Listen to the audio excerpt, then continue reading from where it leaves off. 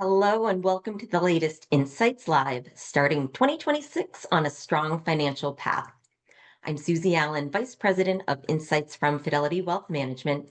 Thank you for joining us and submitting questions to help form our discussion. So, this time of year, we often have conversations to help our clients with all their financial planning needs. And today we'll be discussing a few of them, including retirement, investing, and taxes. And later, we'll also take live questions from viewers. So today I'm joined by Matt Crane, a vice president and financial consultant in our Salt Lake City office, and Julie Ramos, a vice president and regional planning consultant in Chandler, Arizona. So before we get going, I need to let you know that Fidelity does not give tax or legal advice, and nothing we discuss today should be interpreted as tax or legal advice. The information we are providing is going to be general in nature and it may not apply to your situation. But if you do have legal or tax questions about your specific situation, we encourage you to talk to your attorney or tax professional. All right, now on to our show. Many of you are setting goals and make plans related to finances this time of year. And luckily, we have two panelists here who work with clients every day to help them do just that. So, Julie, let's start with you. What does a typical beginning of the year meeting with a client look like? Yeah, thank you, Susie. It's good to be here. Good to be back with Fidelity Insights Live. The first meeting of the year is really a chance to hit reset and look ahead. It's a great time to start thinking about these conversations with your planning partner. And at Fidelity, we'll talk through things like how much cash do you have on hand? Did you spend less than you expected last year? Do we need to increase your cash reserves? Or what's coming up in the next year or two? Are you planning a big trip, replacing a car, maybe making a large charitable gift? Also gives us an opportunity to talk through any changes you see, whether that's changes with cash flow. Maybe you're going to start Social Security this year, or changes with your comfort with risk. Are you feeling more or less okay with market fluctuations? Starting the year with both planning partners in the room will help us make sure your goals are supported and we're all aligned. And it's the perfect time to reflect on the last year and plan for what's ahead. Well, thank you, Julie. We're teeing up some great questions that we'll get into, certainly. So, some of our viewers may not be working with a financial professional yet. And if you were meeting with a new client at the start of the year, what could they expect from that first meeting? Matt, welcome back. Hey, thank you. Thanks, Susie. And great to be with you today. Hello, Julie, everyone that's watching. Thanks for tuning in. We've got a lot of great stuff that we want to talk about today, so I'm excited to be here.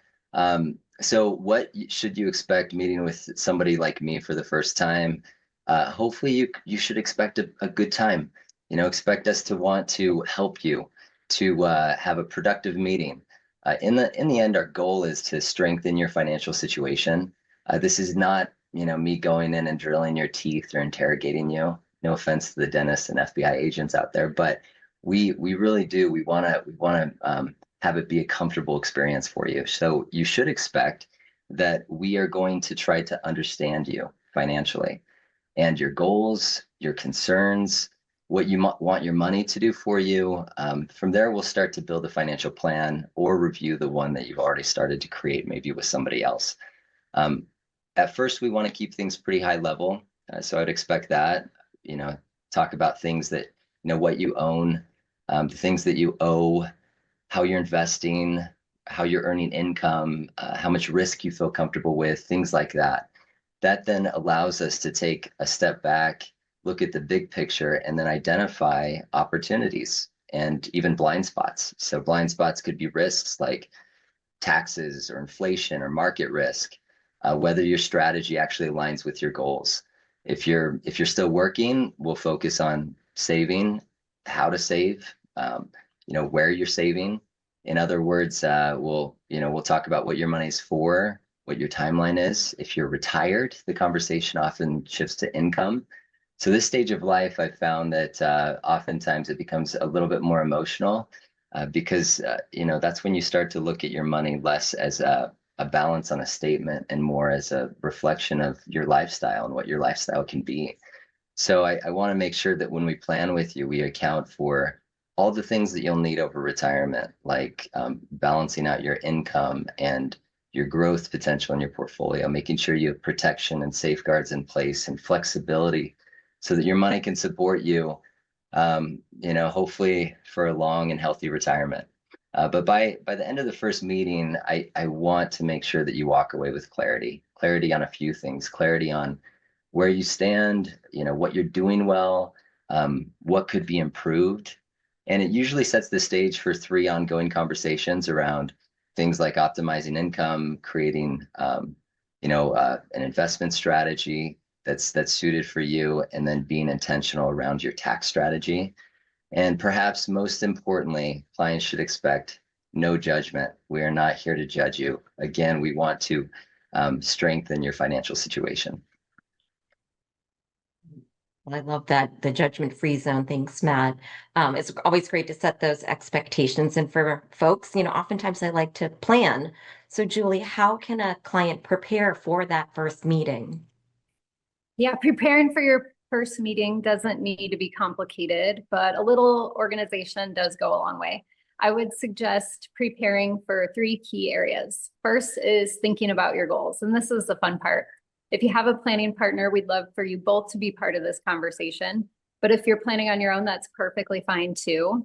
Start by picturing what life looks like down the road. Who do you see yourself spending time with in retirement? Do you want to stay where you are? Will you move somewhere new? Downsize, maybe buy a second home in the mountains or on a beach? What does that look like? Whether you're here with us to talk about retirement planning, buying a home, maybe paying for education or building your legacy, even a rough picture of what you want to accomplish is really helpful to come prepared with. We'll shape that together over time to make sure that your plan reflects what matters most to you. The second thing is preparing the key financial documents. We simplify this into 3 key areas: income, expenses, assets, and liabilities. So for income, it might be as simple as just downloading a statement from the Social Security website. Or for others, it could be pulling information on your pension or maybe some annuities or rental income, getting organized with all the income sources that you'll expect to have. Second would be our expenses. Expenses are often tricky to manage. These evolve extensively over time and are never the same year to year. So it's helpful to get an idea for what you're certain you're going to have. Those are the easy things like utilities, insurances, property taxes. But we also need to include the inconsistent things. We'd assume you're going to need a new car at some point. Maybe you'll go on a big vacation, have some family you'll need to support in some way. Having all this data allows our plan to be pretty accurate, which is our goal. Next is assets. And with the new year, it's a good time to take a look at all your accounts. Maybe you have an old 401k or an HSA from an employer you're no longer with that's just kind of lingering out there. Or maybe a pension and you're not sure what options you have. By gathering all these documents, bringing all of them in, when you're able to meet with Fidelity, it will really help you get organized. And we can also help simplify this usually into just a few accounts. Last is liabilities. This is the last piece of the puzzle, but it's just as important as the others.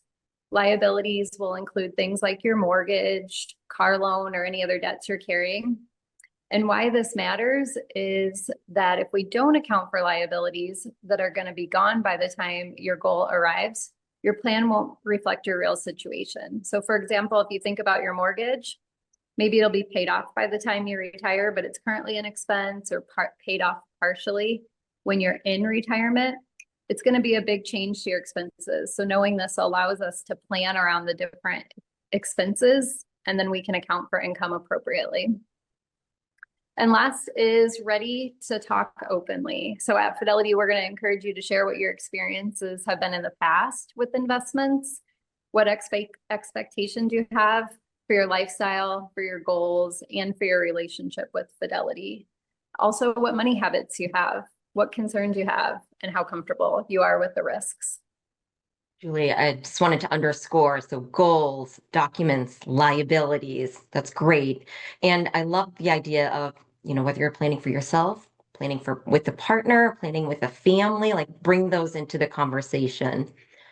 All right, well, Matt, I heard you mention investing, taxes, and retirement planning earlier, so we're going to definitely dig deeper into all of those topics. So let's start with investment strategy.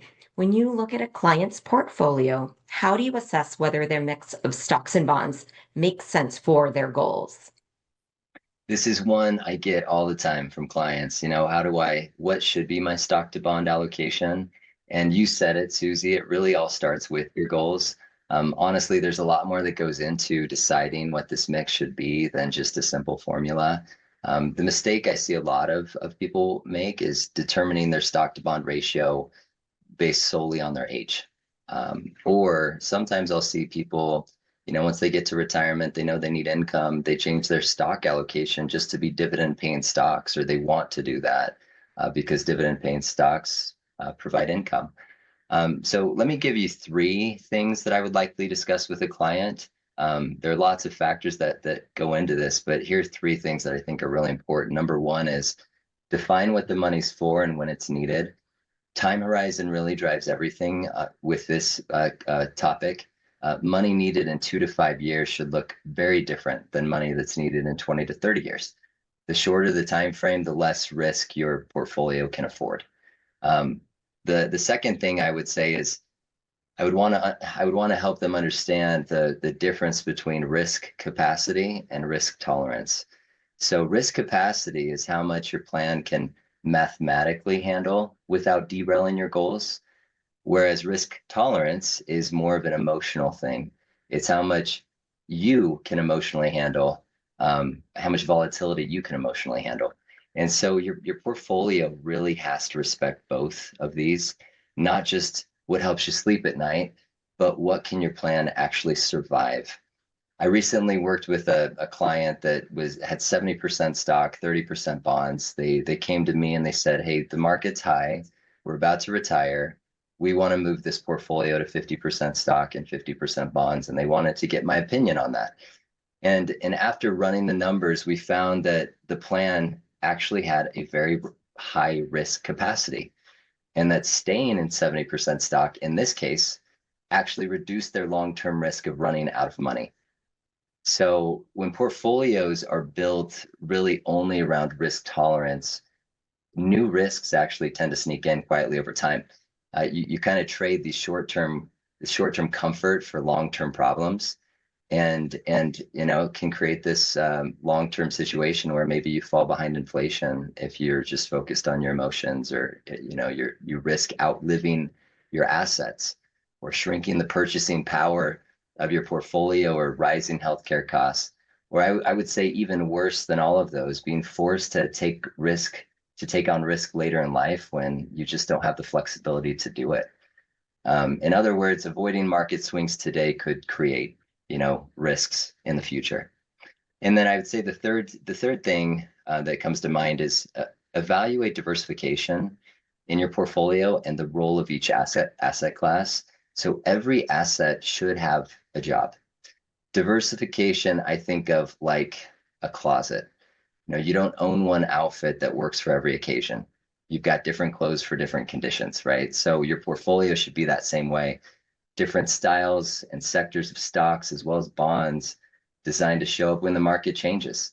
It's less about predicting what's coming. It's more about being prepared so that you're not caught underdressed, right? So in doing this, you'll be aligning your portfolio not only with your personal goals, but also the market cycle. And that might sound complex to you, but if it does, please come meet with us. That's what we're here for. But the bottom line is that the appropriate stock to bond mix isn't about a rule of thumb. It's not a one size fits all or age-based formula. It's about whether your portfolio can realistically support your goals through good markets, through bad markets, and at the same time allow you to sleep at night. Well, that was a great analogy, Matt. Appreciate that. And, one size fits all. Let's keep the pun going. All right. Well, Julie, we have been in a long bull market, which has some clients wondering whether it makes sense to buy or keep holding stocks right now. So how does market performance affect how someone should invest? Yeah, given the year we've just come off of and really a great few years, we're hearing this a lot from clients right now, wondering if it's time to make big changes because of what's happening in the market around us. But the truth is, what really matters is what's happening in your financial plan. We believe one of the biggest keys to success is consistency. For example, I had a client say, maybe I should get more conservative given the market conditions, but nothing about their goals, their cash flow, or even their risk tolerance had changed. It was just a reaction to the market and what we're seeing. And that's market timing, not financial planning. And at Fidelity, we use the business cycle approach to navigate different market environments. So this means staying invested through the good times and the challenging ones, but in the appropriate mix of investments for your financial plan. And over time, that discipline tends to lead to better outcomes than just simply trying to guess what's next. So take a look at this chart. It shows the history of economic expansions and economic recessions going back to the 1950s. What's interesting is that the recessions, and those are the light green areas on here, are relatively short, just about 11 months on average, compared to the expansions, the dark green areas, which last 65 months on average, shown in the dark green.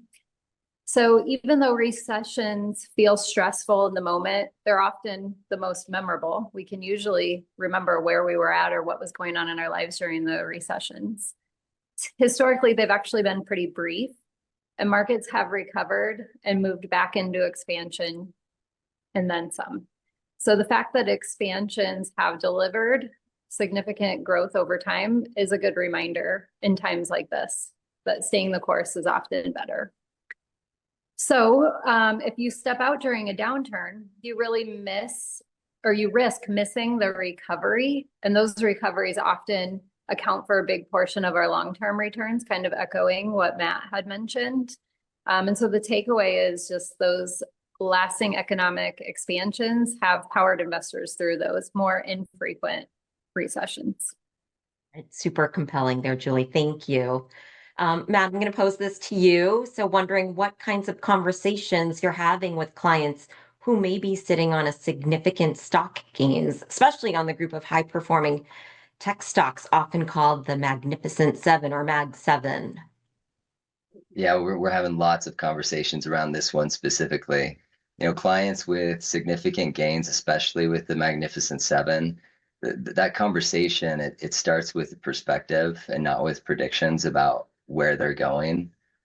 You know, so what I mean by that is we want to acknowledge the success that they've had in their portfolio. It's been amazing if they've had exposure there. But then it's important to step back and ask whether the portfolio still reflects their goals and their risk tolerance and their time horizon. You know, from there, we'll certainly talk about concentration risk and what percentage those positions should make up of the whole portfolio. In many cases, the risk isn't about the stocks themselves. It's about what could happen if too much of the client's future is tied to a narrow group of companies. There's a really important distinction here. And you know, if you think back to the late 1990s with the tech bubble, at that time, there's a very small group of dominant technology companies, kind of like today with the Mag 7, that drove much of the market's performance and really heavily influenced the NASDAQ specifically. When that bubble burst, several of those leaders that, mind you, they still exist today, fell dramatically in as much as 70 to 90% in some cases. And these were, and many still are, well-run, widely admired companies and businesses. And the lesson here isn't about the company quality. It's about the timing. It's about concentration. So consider this happening, this type of scenario of having too much of one, you know, company or a narrow group of companies, you know, and they dropping that same amount like happened in the tech bubble, happening as you're approaching retirement, or the impact of it while, you know, even worse, you're taking income from your portfolio. You know, I like to think of my roof analogy, and if you work with me, you'll certainly hear this from time to time, but I've long said that the best time to fix a roof is when the sun is shining. And you know, 3 years ago, I decided to take my own advice literally. We needed a new roof on our house in Salt Lake City, and so we planned it for what we thought would be the sunniest time. So early August, you know, little chance of rain and storms, and it was really loud, and they took off the roof, and I decided to go camping with my son. We were going to go hike the tallest mountain in Utah. It was going to be epic, amazing, And sure enough, I get a text that night when we're at the base of the mountain, and my wife says there's a massive storm in Salt Lake City right now. So it was pretty crazy. You know, I tried to time it, but now I say this with even more conviction that, you know, the best time to fix your roof is when the sun is shining. Hopefully you can get it right, not like I did with my roof, but you can say that the sun is shining on the market right now. It's shining on the Mag 7. And so this is a fantastic time to make sure that you have the proper safeguards on your portfolio. And then lastly, we'll also have a thoughtful conversation around tax implications, you know, including whether trimming positions or rebalancing gradually or pairing sales with tax loss harvesting makes sense. For some clients, it's about taking chips off the table, and for others, it's about being intentional as to why you still own that position. But ultimately, the goal isn't to call the top. It never is. It's to make sure that recent success doesn't quietly turn into unintended risk, and that your portfolio remains closely aligned with your long-term goals. Thank you. And, follow-up question and a half, if I can. We got to hear the end of the roof story. I hope your family's okay. And then wondering, what some common mistakes you're seeing many clients make with their investment portfolios right now. Yeah, great question, Susie. I didn't finish the end of that. My family is great, thank you. The kids survived. We had blue tarps all over the top of the house, and somehow it worked. So the roofers knew what they were doing. But yeah, there are other mistakes that I see clients make, and so let me give you a few in addition to what we just talked about, which is over concentration. I would say let me give you three to think about. Number one is chasing performance. You know, having that mentality that if it worked in the last 12 months, it's going to work forever or even this year. I personally believe that this happens way too often with really most people. And that's why we have so many sayings for this type of behavior. Past performance is no guarantee of future results. You hear that all the time. Or tomorrow is never required to look like yesterday. Or one of my personal favorites, performance is like your high school haircut. It's proof of history, but not good guidance. You know, as we discussed, the market performance has been really strong. And that kind of has a tendency of pushing poor investment behavior, believe it or not. Oftentimes this leads investors to say, hey, this stock went up. I like it. It's obviously good because it went up. I want more of it. They buy it and they're buying high. And they'll do the same thing with stocks that go down and say it's a bad stock because it went down. I'm going to sell it. And oftentimes that actually leads to more volatility later on. Number two, I would say, is ignoring diversification. Recently I met with a client that had 4 index funds, and the client was pretty surprised when I said I wanted to talk about diversifying the portfolio more. But the reality was that those 4 funds all pretty much did the same thing. And when we looked under the hood, the Mag 7 made up about 34 to 37% of their entire portfolio. So addressing diversification and revisiting that's really important. And then I would say the third one is letting emotions get the best of them, or making decisions off of emotion and feeling. This one is actually interesting because last year I think Fidelity did a study where we found that that investors are actually getting better at controlling their emotions in down markets, but it's still something that I see. Some of you have probably heard of Dalbar. So Dalbar is a financial services firm that does market research. They're not affiliated with Fidelity. They publish their findings on investor behavior and market trends, among other things. In this specific slide that's up right now, you'll see the results of a 10-year study that ended in 2024. It shows that professionally managed portfolios outperform the average investor that was investing in a similar allocation over that period, over the same time frame, by 1.76% annually. And you can Google Dalbar and find other studies that show that the average stock investor underperformed benchmarks like the S&P 500 over even longer periods by a similar margin. So why this significant underperformance? Dalbar has largely attributed it to making emotional decisions with your investments. So buying high because you feel good about the market or because the stock has had good performance recently, so that recency bias, or selling low because the market has gone down and you want to stop the bleeding. So So yeah, avoiding emotional decisions is always good when investing, focusing on making your decisions based off of your plan. Thank you for talking about some of those mistakes you're seeing, and thank you for reminding me of my high school haircut. That's always a good thing to do. All right, well, let's talk taxes. Julie, question for you. Are there any new opportunities for tax savings this year as a result of the new tax bill that was passed last summer? Yeah, Susie, we saw a few changes to opportunities in tax savings as a result of the tax bill that was passed last summer. First, and the one that I get asked about the most is the new deduction for seniors. So taxpayers 65 and older can take advantage of an additional deduction up to $6,000 for single filers, $12,000 for married couples that both qualify. The deduction applies on your federal return, whether you itemize or use the standard deduction. However, it does phase out if your income is above a certain level, and that's about $75,000 phase out for singles and about $150,000 for joint taxpayers. As of now, this deduction is just in place for 2025 through 2028. Another change we did see was for charitable giving opportunities, especially for non-itemizers. One of the big changes starting here in 2026 is how charitable deductions work. There's now an above the line deduction for non-itemizers. So if you don't itemize, you can still deduct your charitable donations.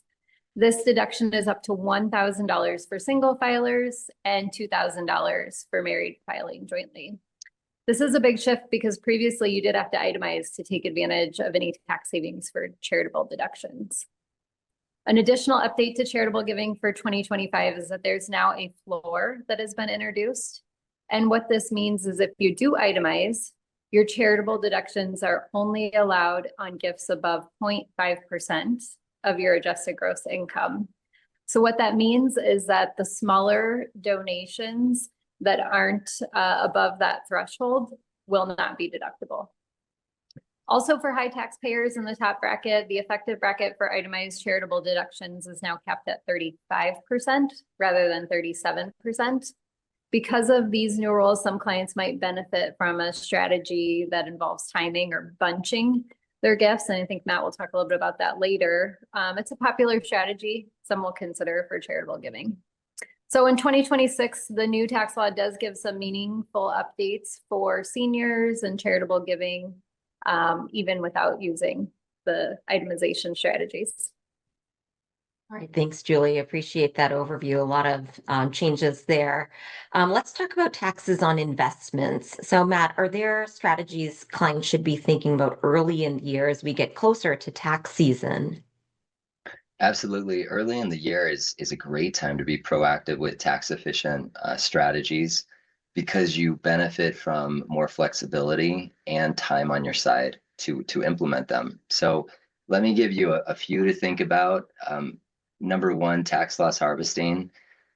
Many, excuse me, many people think of tax loss harvesting as kind of this end of year strategy. You see what your portfolio has done, you add up, what's made money, maybe what's down, and then you look at offsetting some of those losses with gains. But really, if you look at tax loss harvesting at the beginning of the year, it can be really effective because there's so many times throughout the year where you could take advantage of this. So for example, think about last year. We don't have to go back very far to figure out a time when it could have been effective for you. 2025 ended pretty well and with the stock market, generally speaking. But if you remember, it was actually a pretty volatile year. February, after the announcement with the tariffs, the market dropped and it was down in March. And so if you went into 2025 at the beginning of the year prepared that, hey, I want to explore tax loss harvesting, you may have had a pretty good opportunity in February or March to do it, as opposed to waiting at the end of the year when your portfolio was likely up. The other one I would say is, let me give you three more. Roth conversions is another tax strategy to address at the beginning of the year. Two of the best times to do a Roth conversion would be number one, when you're in a low tax bracket, and number two, when the market's down. So when you're in a low tax bracket, should make sense. You know, when you're converting money from pre-tax to Roth, you're paying income on that conversion. And so when you find yourself in a lower tax bracket, then you're paying, you know, less income tax on that income that you're claiming. But then it's important to do it when the market is down because of, let's take last year, for example. Another way to look at last year is if you knew going into 2025 that you wanted to convert $50,000 to a Roth IRA, for example. When the market dropped in February, March, you could have looked at that 50,000 and realized that now that 50,000 represents more shares because those shares that went down in value. And so if you would have moved the 50,000 over to a Roth at that time, you're getting more shares into the Roth. And then when you get a bounce back, hopefully with the market, then you get that bounce back tax-free. So Roth conversions are good to be thinking about as the year goes on. Let me mention 401k and IRA contributions as well. So make sure that you increase your contributions to account for higher contribution limits in 2026.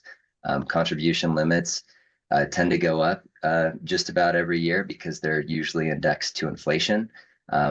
And maybe you turn 50 this year and you're eligible for a catch-up contribution, or you're between 60 and 63 and now you're eligible for the super catch-up contribution that's new. And I know this sounds basic, but also make sure you're getting your company match. The beginning of the year is a great time if you're contributing to your 401k to make sure that you're getting that match. I just recently spoke with a client who just a few weeks ago where we went in and we looked at the 401k. He thought that he was getting his company match, but what he was doing was he was maxing out his contributions up through June. And his 401k did not have this provision that we call true up. And so if you don't have this true up provision, in most cases with 401ks, it makes more sense to contribute all throughout the year to calculate it perfectly, or as perfectly as you can get it, to make sure that you don't max out early in the year, or you might be missing out on that company match. So I probably just overwhelmed the call volumes for our 401k group, but it is important to call them and make sure that you're getting your company match, because obviously we say that's free money, right? And then the last thing I would say in terms of tax strategies at the beginning of the year to be thinking about would be charitable giving and how you want to do it this year in 2026. And I would say consider a donor advised fund. We have them at Fidelity. They are amazing accounts.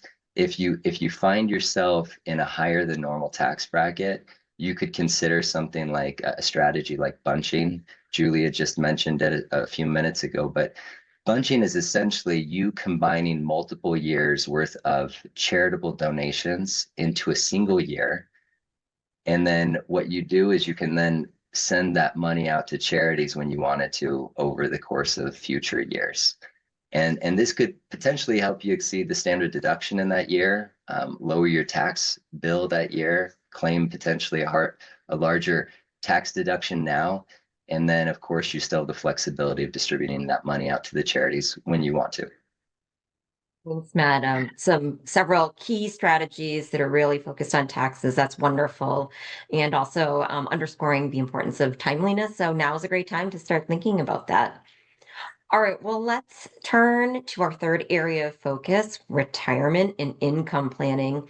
And the start of the year is when many of us review our retirement contributions. Matt talked about that a smidge too. So that brings up a very common question we hear, how can someone know if they are still on track to meet their retirement goal? And Julie, hoping you can help us with this one. Yeah, that's a big question. So the answer is honestly, it depends. The good news is Matt, myself, all of us here at Fidelity, we really specialize in helping you figure that out and exactly where you stand today so you can feel very confident in your progress.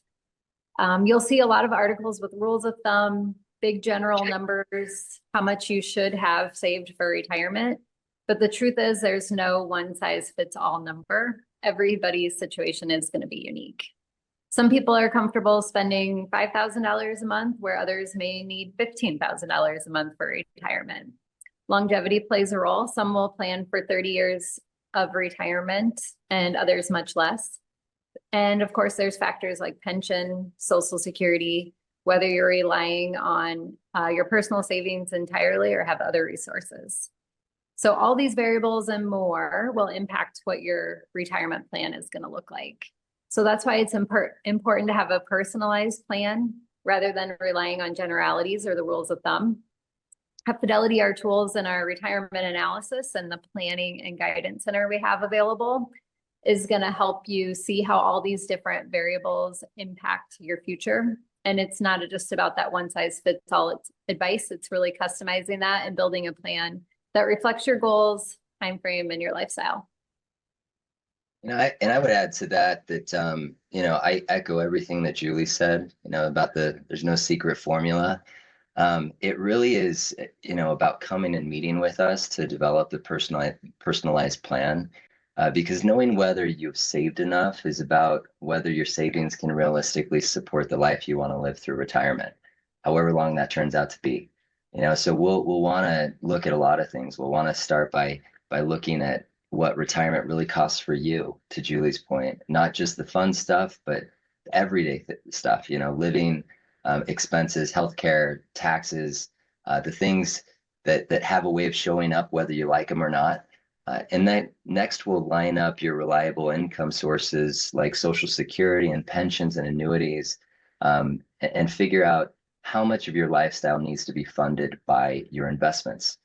And then we'll stress test it. We'll stress test that plan for real life, up markets, down markets, inflation, and the very real possibility that you'll live longer than expected.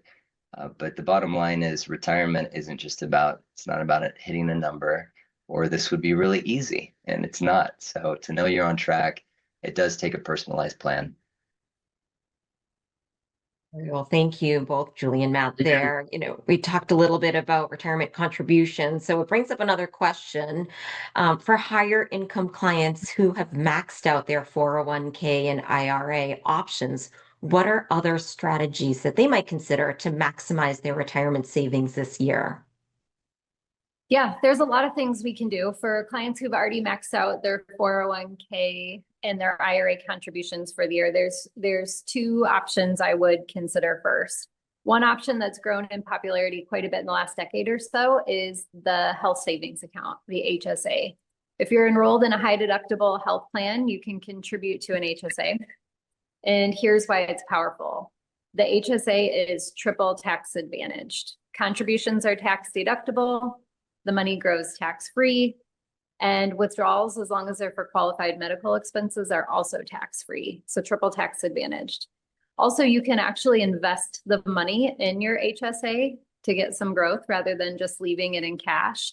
So over time, all that growth can help with the rising healthcare costs. And of course, we know healthcare costs can be significant in retirement. The second strategy I would consider after maxing out the 401k and the IRA contributions is, if tax deferral is what you're looking for, and that's really what's important to you, is considering a low cost variable annuity. And here's what that looks like. Just like your 401k, your IRA, the variable annuity allows your investments to grow tax deferred. And it can be helpful because you can continue investing in the variable annuity to continue to keep up with inflation, even after you've hit those contribution limits. And there are a lot of low cost options out there that do give flexibility and efficiency. We used to see previously a lot of very high cost products, and that really has changed. So both strategies, the HSA and the low cost variable annuity, can complement what you're already doing and help you stay on track for your long-term goals.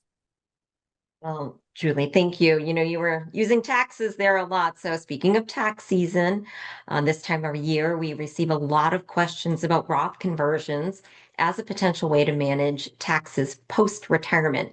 So what are some of the considerations around that decision? Yeah, I don't think a day goes by that I don't get the Roth conversion question this time of year. Every day someone's asking about it. And it's because Roths are very powerful. But there are a few key things to think about before making the decision and just jumping in. So first, of course, is taxes. So when you convert money from your traditional IRA to a Roth IRA, you will pay income taxes on that amount you convert for that tax year. So it's important to keep that in mind. So we want to understand where you're at in the tax bracket, how much room you have before moving into the next tax bracket. So you can determine if staying in the bracket is your goal or if moving into the next tax bracket is actually going to be worth it. Because of this being an extra tax expense, a lot of people like to look for opportunities to do this conversion in years where their income might be low for a number of different reasons to really try to maximize that tax impact. The second consideration when looking at Roth conversions is time and investing.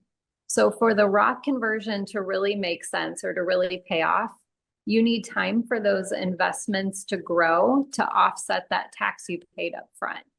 Typically, we see this takes about 7 years or more, and only if the money stays invested. If you convert that money into a Roth, but then choose to leave it in cash or maybe withdraw it too soon, you won't actually see the benefit of the Roth conversion. You'll be paying taxes that you didn't actually recoup. The big advantage of the IRA is also that, of course, those future withdrawals are tax-free. So that can be pretty powerful in providing a lot of flexibility with managing cash flow in retirement to complement your other sources. But whether it makes sense for you is going to depend on your tax situation, time horizon, and of course, your overall financial plan. Those are really great considerations. Thank you, Julie. So let's stay with retirement income. Clients who are planning to retire this year or recently retired are likely thinking a lot about their income strategy.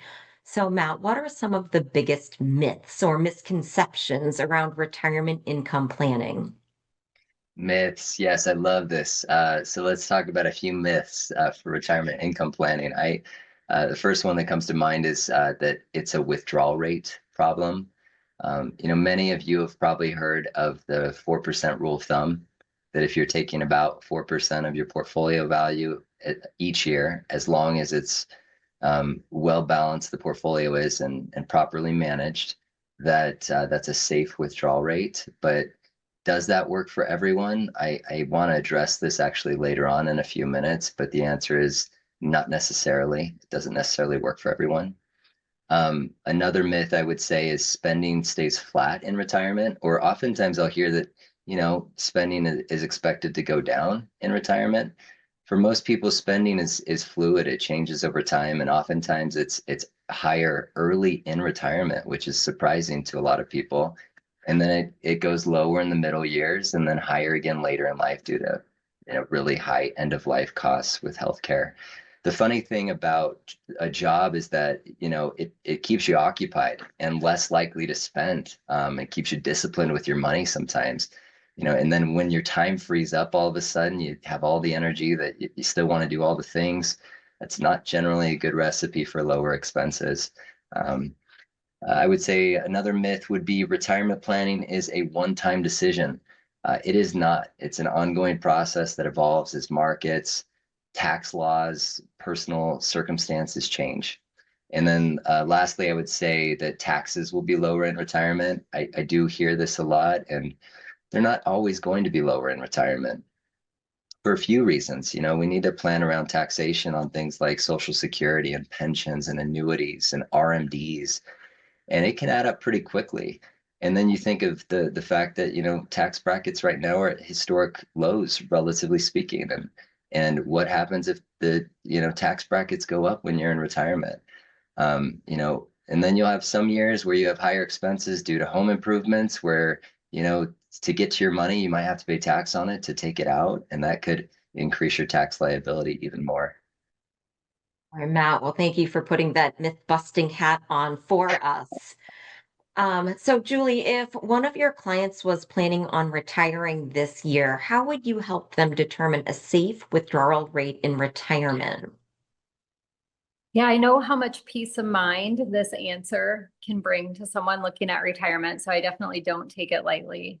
As Matt mentioned earlier, it really comes down to having a solid plan. We've talked about that a lot today. But this approach to determine this, we really take 2 initial steps: analyzing the plan and stress testing the plan. So first, we'll start by measuring all your income sources, how reliable they are for your lifestyle, and also in your future. Are they guaranteed for life? Are they temporary, subject to change? We'll look at all the variables and how safe your income is. And then we'll look at expenses and how that correlates with your income. And then we can figure out how much support you're going to need from what you've saved. So how that all comes together as part of that analysis. Once we have a clear picture of all what's available for retirement, we can move on to trying to simulate real world risks with your plan and how your plan's going to hold up under pressure.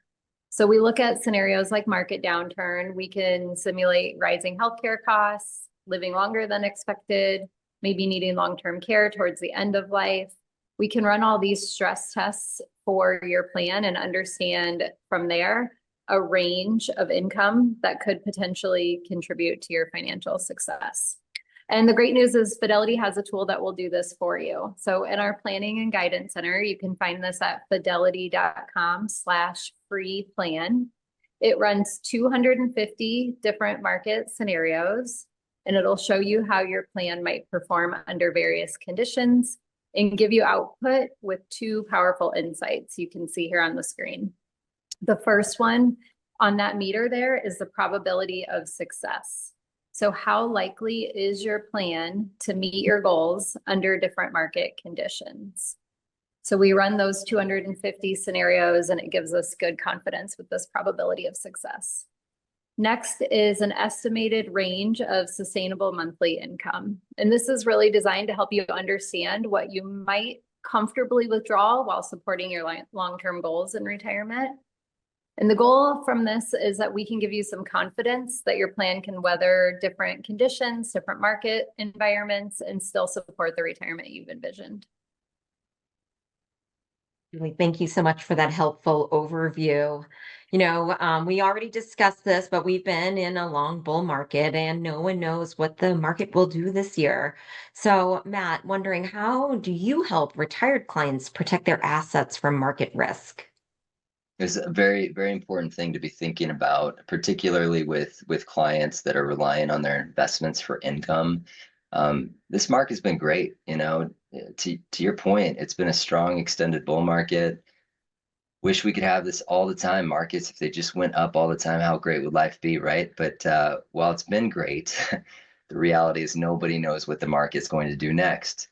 So given where we are in the market cycle currently, and on our, involving our discussion on income, this is a really important time to be intentional about how your retirement assets are positioned. One of the biggest risks that retirees face is called sequence of returns risk. And oftentimes when I bring this up, I can see my clients' eyes glaze over. It can be not understood very easily, and it can also be misunderstood. And so I want to explain it in a few different ways to try to drive home the point that it's a real risk. It's one that we want to really strategize around. But essentially, market returns, especially early in retirement, can have a significant impact on how long your portfolio lasts. That's the bottom line with sequence of returns risk. For example, did you know that two investors can earn the same average return over time, but the one who experiences poor returns early in retirement while taking withdrawals can run out of money much sooner than someone who has those bad years later on in retirement? So let's look at this slide that's shown on the screen here. There's a very simple line graph on the right-hand side, but it illustrates this very important risk. The top gold line represents Susan, hypothetical Susan, and her portfolio value over time. The blue line represents hypothetical Robert and his portfolio value over time. Notice how Susan's portfolio value is increasing and Robert runs out of money by the time he's 85. But here's the crazy part. Both retire at 65 years old. You can see that on the left side of that chart, and start withdrawing from their portfolio immediately. Both Robert and Susan are invested the same. Both are withdrawing the same percentage from their portfolio each year, and both experience the same average return over time. So what's the deal? Why is Robert running out of money when Susan is thriving? It's because Robert experiences negative market returns early in retirement. Susan experiences those same negative market returns, but not until later in retirement. So one more analogy to try to bring it home. The analogy I like to think about is you're crossing a river. And imagine that you're crossing a river and the average depth is about 2 feet deep. So it sounds perfectly safe, right? Even with a strong current. But if the deepest water is right at the beginning of that river, you could fall in immediately, even though that average depth is fine. So because of that, our focus when you're planning with us is making sure that your income plan is not overly dependent on market performance, or sequence of returns risk could really hit you hard if you retire into a bad market.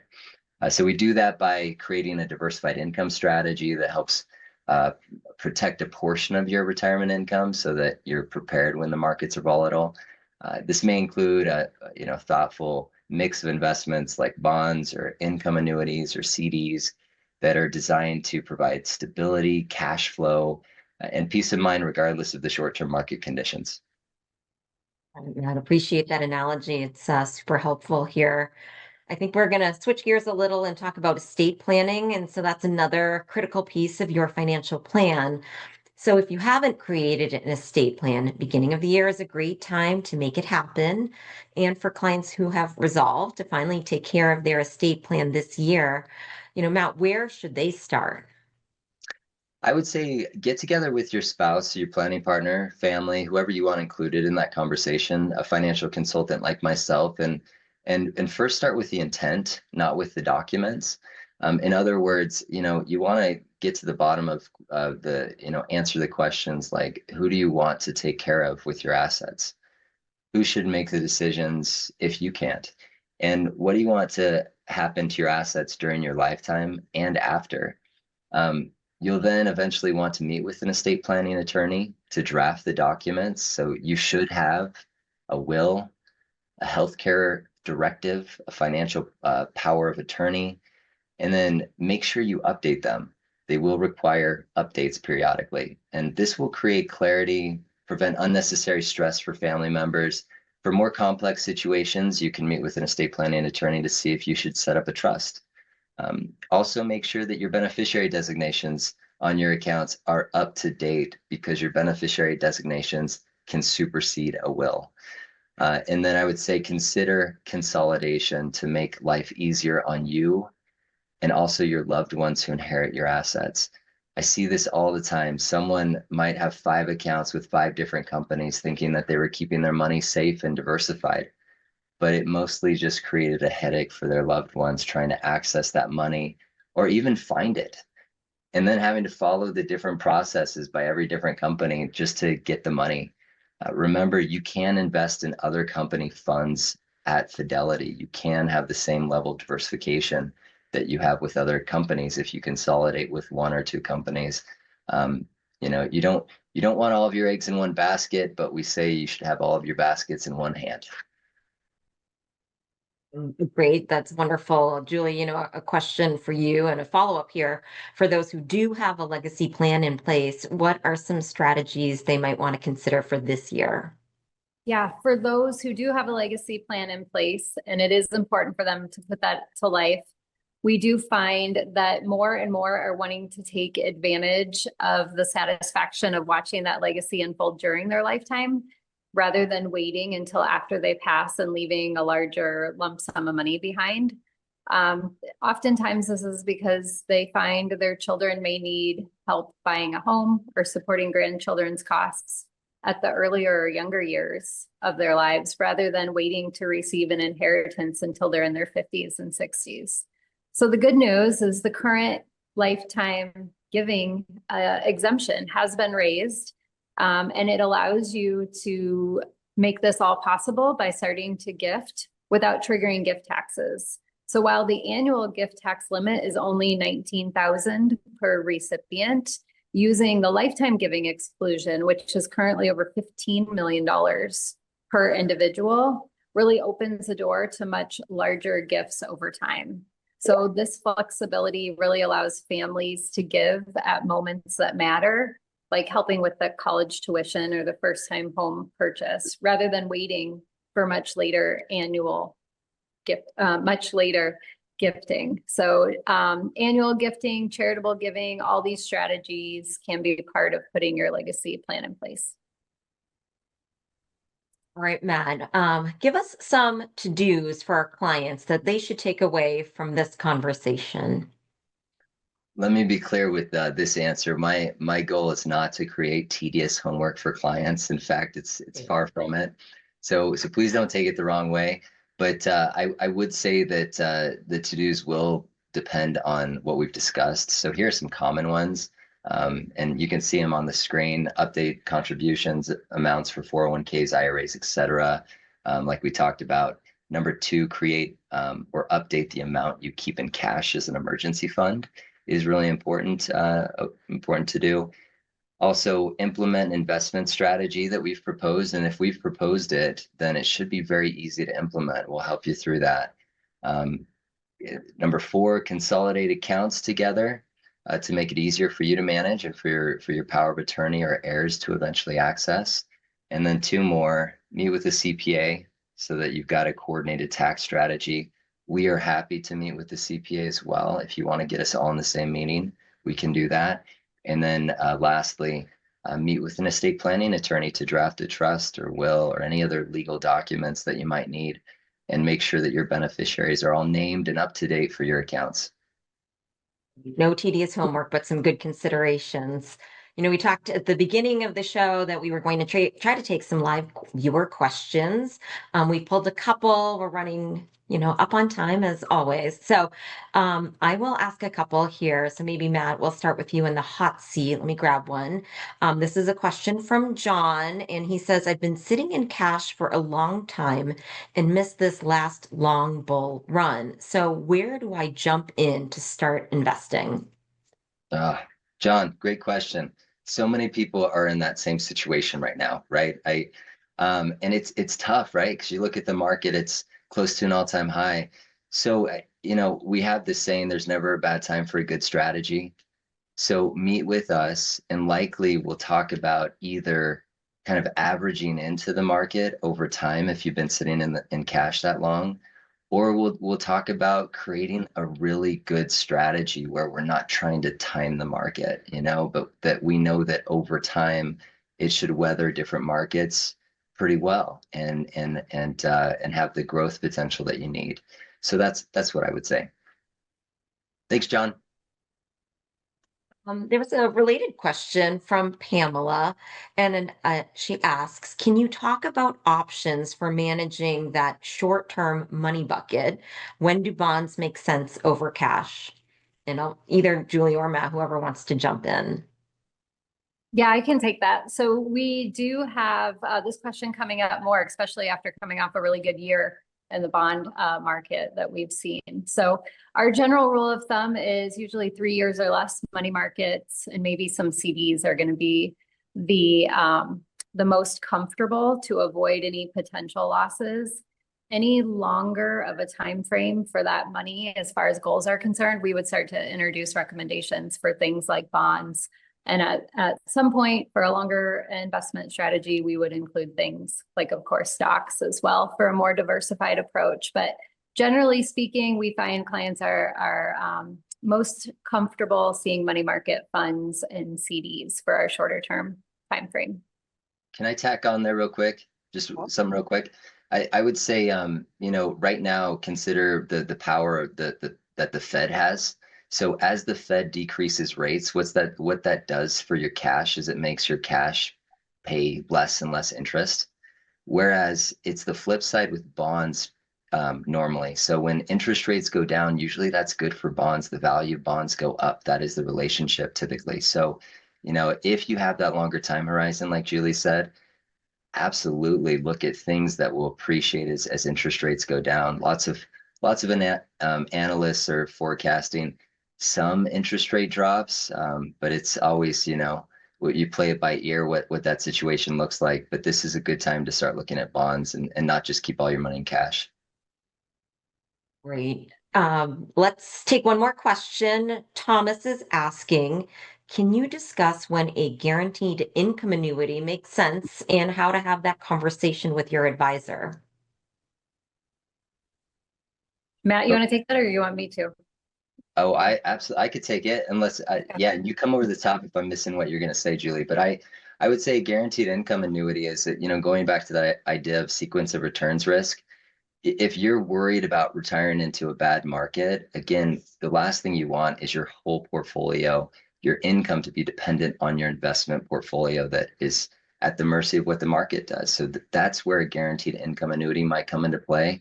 You could protect some of your assets, put it into a guaranteed income annuity so that you're not so reliant on the market.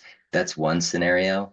The other thing I would think about with guaranteed income annuities, and just bring it up to your advisor, by the way, to answer that part of the question. We're licensed. We can talk about them. We're licensed in your state. So, but the other thing is they're pretty efficient when it comes to cash flow. Usually if you put a sum of your portfolio into a guaranteed income annuity, you can get a pretty good amount out on a monthly basis, oftentimes more than what we would recommend or propose that you withdraw from your investment portfolio. So they can be very cash efficient, income efficient. I would just add two things. One, as I always say, my happiest clients have guaranteed income annuities. And the reason is they're so simple and there's zero variation in the income that you get. You get that money every month like clockwork, and it's going to show up forever. So when they see bad news on the nightly news, they don't worry because they know that payment's coming next month and the month after. So usually my happiest clients. The second thing I would add is we saw for generations, a lot of people retiring very successfully with pensions. And of course, we're just finding that pensions have almost completely disappeared, minus teachers and of course, government workers. So how we can kind of build around that and provide that same experience with that guaranteed income is buying your own pension with a guaranteed income annuity. So we know it works. It's been proven for generations, for decades with what we saw with pensions. And now it's just basically taking your liquid money and buying that pension yourself. And it can be a pension with a survivor benefit on it. So oftentimes you think of a pension as that money goes away once I pass away or once my spouse passes away. But we can actually add on riders to that annuity where you or your beneficiaries get every dollar that you put into it. Well, Julie, Matt, thank you so much for your great insights on this topic and all that we've covered today. To our viewers, we hope you join us for our next Insights Live webinar on February 12th, where we'll be discussing real estate and your money. And in the meantime, please reach out to your Fidelity representative to have your specific questions answered. For more timely market updates and insights on other financial planning topics, subscribe to Insights from Fidelity Wealth Management for exclusive invitations to future wealth management webinars and access to our weekly newsletter. So thank you again for joining us. Thank you.